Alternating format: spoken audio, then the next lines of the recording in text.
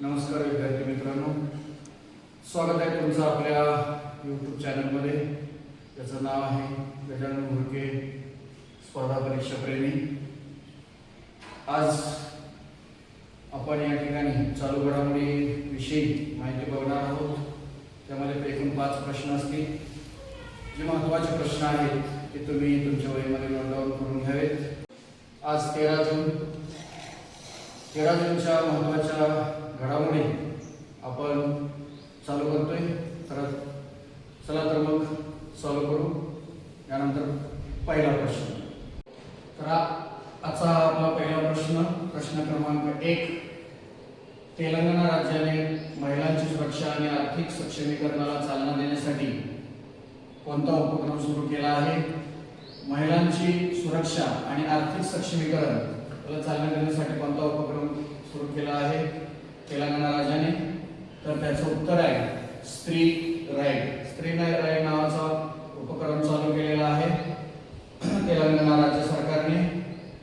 तेलंगणा राज्याविषयी काही महत्त्वपूर्ण माहिती बघू.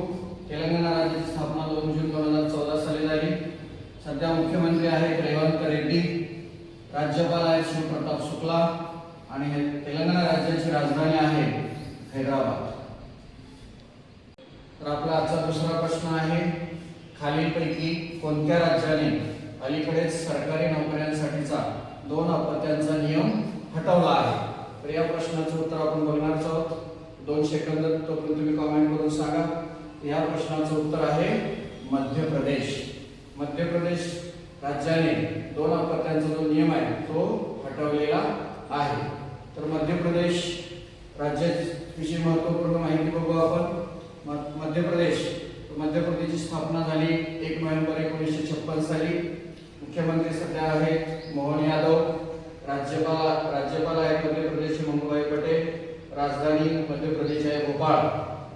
या ठिकाणी आपण मध्य प्रदेश राज्याचा नकाशा बघू शकता आणि हे मध्य प्रदेशचा विधानसभेची इमारत. तर आता आपण तिसरा प्रश्न बघणार आहोत. प्रश्न क्रमांक 3. इथे चुकून 2 झालेला आहे. तर प्रश्न तिसरा आहे, बँकर ऑफ द इयर पुरस्कार 2026 ने कोणाला सन्मानित करण्यात आले आहे? तर बँकर ऑफ द इयर पुरस्कार 2026 कोणाला सन्मानित करण्यात आले?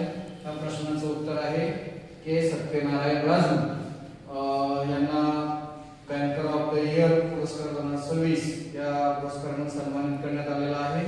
या ठिकाणी आपण के सत्यनारायण राजू यांना बघू शकता.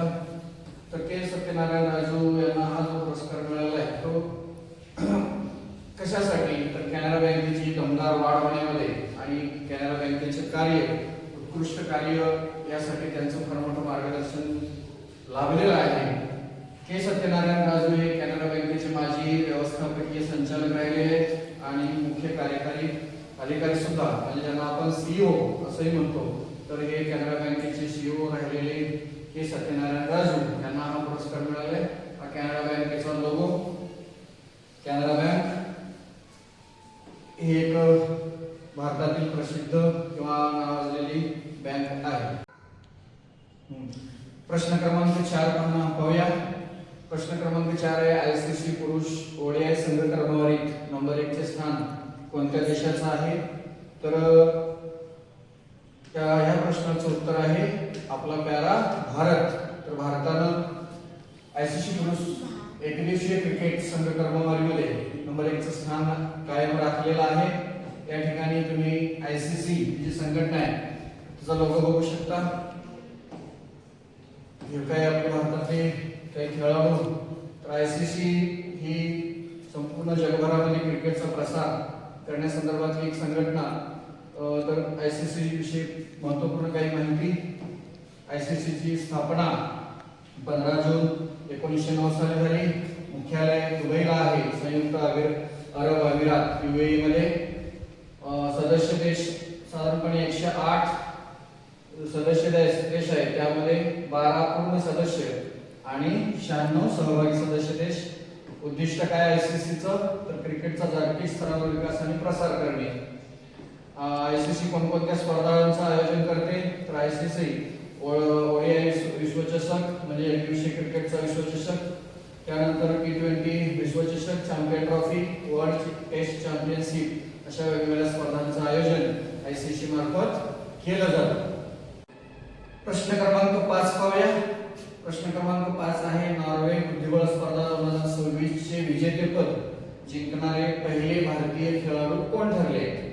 नॉर्वे हा देश आणि नॉर्वेमध्ये बुद्धिबळ स्पर्धा 2026 आयोजन केलं गेलं होतं आणि या स्पर्धेचं विजेतेपद एका भारतीय खेळाडूंनी मिळवलेलं आहे आणि ते पहिले भारतीय ठरलेले आहेत नॉर्वे बुद्धिबळ स्पर्धा जिंकणारे. तर त्यांचं नाव आहे आर प्रज्ञानंद. आर प्रज्ञानंद हे नॉर्वे बुद्धिबळ स्पर्धा 2026 चे विजेतेपद जिंकणारे पहिले भारतीय आहेत. आर प्रज्ञानंद यांच्याविषयी काही माहिती या ठिकाणी आपण आर प्रज्ञानंद यांना पाहू शकता.